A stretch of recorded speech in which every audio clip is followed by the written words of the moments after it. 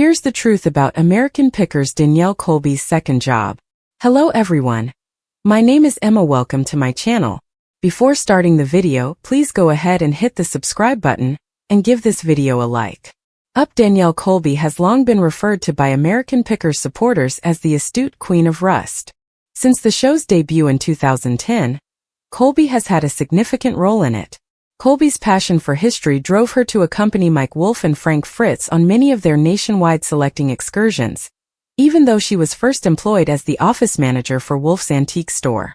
The show's viewers have come to like Colby because of her unreserved relatability and authenticity. Whether she's resolving office upheaval or interacting with rare collectibles vendors, her wit, humor, the essence of American Pickers is warmth and affection. She is now prepared to go on to the next phase of her career and reveal a completely different aspect of herself to her followers.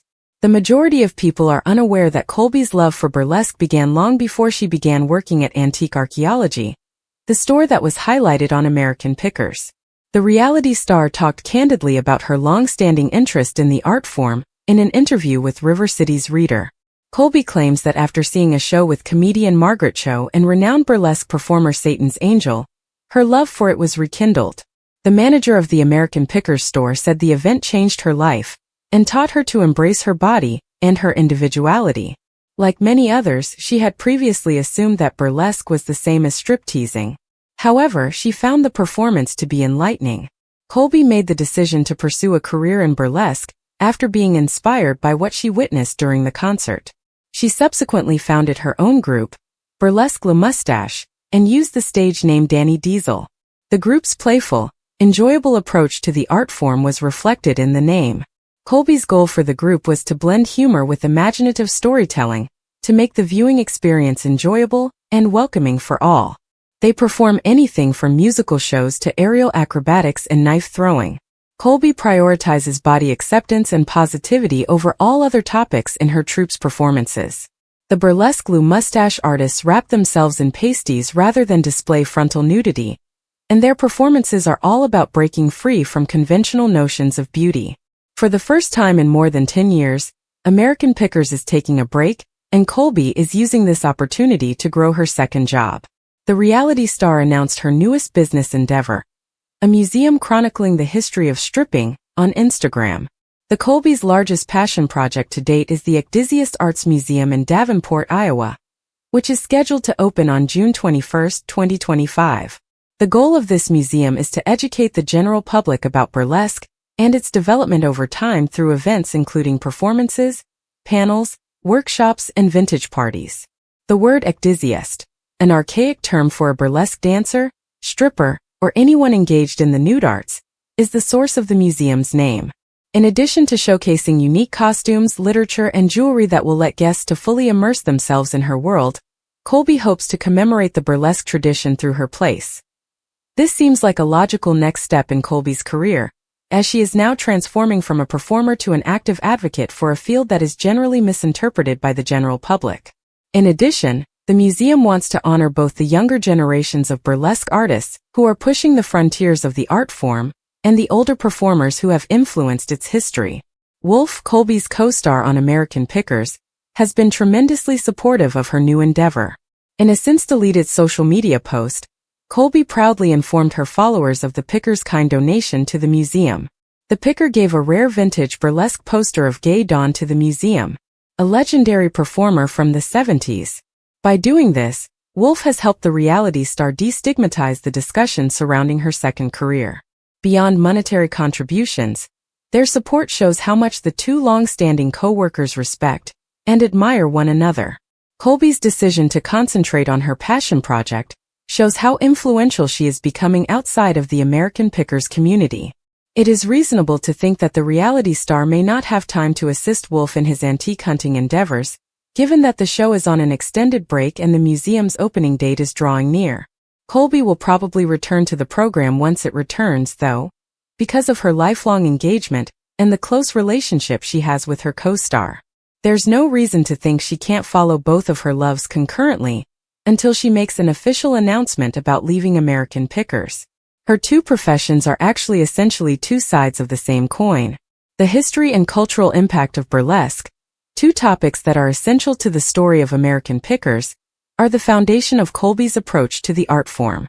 The reality star is, in a sense, stealing the essence of her program, which encourages viewers to see the worth and beauty in the ordinary, adapting it to the burlesque industry among other things.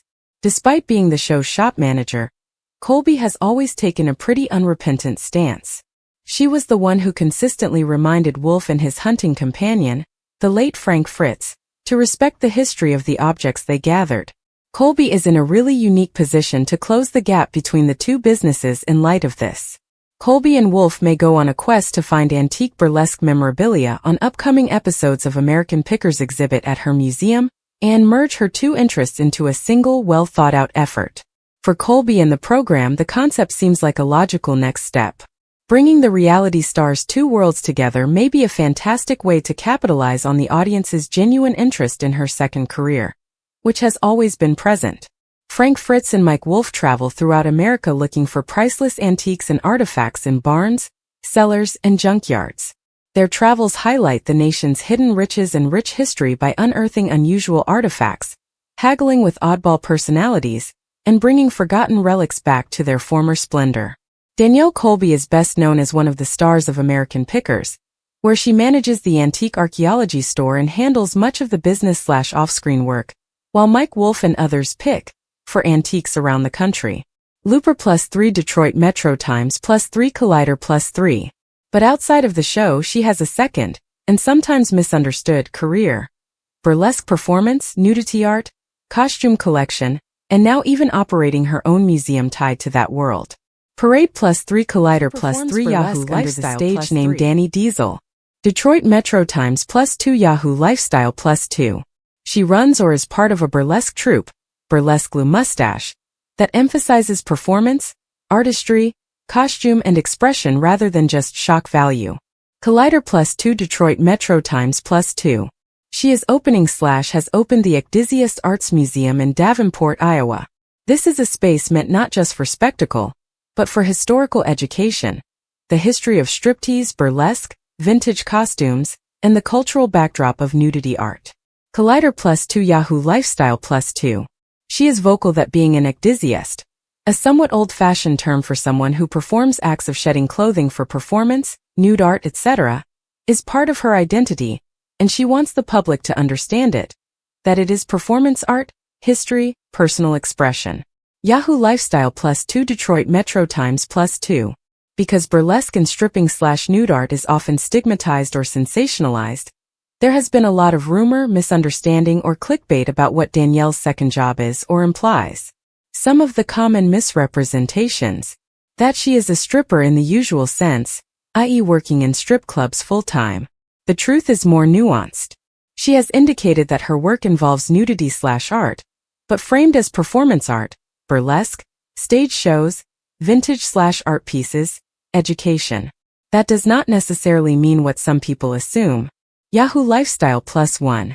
That she runs an OnlyFans or is deeply involved in adult film content. Some clickbait sources have claimed that, but credible sources from interviews from Danielle herself haven't substantiated that she is doing porn or adult film content. Her public statements focus on burlesque, modeling, taking off costumes on stage, in artistic performance, etc. As always, performing nude in art is not automatically synonymous with pornography. It's important to. Not really. She talks openly about it, uses her stage name, runs workshops, even museum projects. It's part of her public persona, although some people react with surprise because of the contrast between her role on American Pickers, antique hunting, history, business, and what people expect from reality TV stars. Yahoo Lifestyle +1.